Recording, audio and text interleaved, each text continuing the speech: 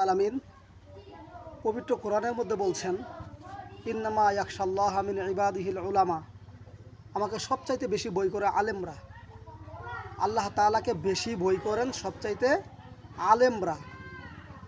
কারণ আলেমরা যে পরিমাণ এলেম অর্জন করে, ওই পরিমাণ এলেম অর্জন কইরা মৌলা পাককে তারা চিনতে পারে, শয়তানের ধোঁকায় পড়তে পারে। একজন আলেম সে তো মানুষ, সে তো ফেরেশতা না, শয়তানের ধোঁকায় পড়ে অপরাধ করতে পারে। কিন্তু অপরাধের তুলনায় ভালোর সংখ্যাটা তাদের ভিতরে বেশি।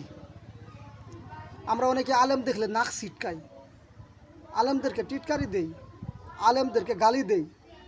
বাজারে, শহরে, নগরে, দোকানে আমরা চায়ের কাপে জ্বর তুলে বসি, আলেমদের নামে ধুস গায়ে। ভাই, আপনারা এত মজা পান? আলেমরা হলো নায়েবের ওয়ারিস। আলেমদেরকে সম্মান করবেন, আল্লাহ আপনাদের মর্যাদা সম্মান বৃদ্ধি করে দিবে।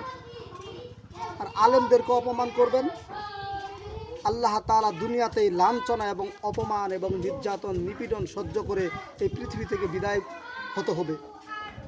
সেজন্য আলেমদের দোষগুলা গোপন করুন, আলেমদের গুণগুলা প্রকাশ করুন। ইনশাআল্লাহ আপনিও আলেমদের সোহবতে কিয়ামতের দিন জান্নাতে হক্কানি আলেমদের সাথে থাকতে পারবেন। একদল আছে, তারা শুধু বলে এই আলেম এই করলো সেই করলো। আরে ভাই, তোমার তো শরীরের মধ্যে শুধু খালি ভুল আর ভুল। তুমি তো সুদ খাও, তুমি তো ঘুষ খাও, তুমি তো মিথ্যা বলো, তুমি তো টেন্ডারবাজি করো, তুমি তো জুয়া খেলো, তুমি তো আড্ডা মারো, তুমি তো ইয়াবা খাও। কিন্তু একজন আলেম সে একটা অপরাধ হয়তো ভুলে করে ফেলেছে, কিন্তু সে কি গাঁজা খা? সে কি তোমার মতো নামাজ কাজা করে? সে কি তোমার মতো, তুমি যেভাবে অনাবরত মিথ্যা বলো, তোমার মতো কি মিথ্যা বলে? অতএব তোমার নিজের চরকায় তেল দাও।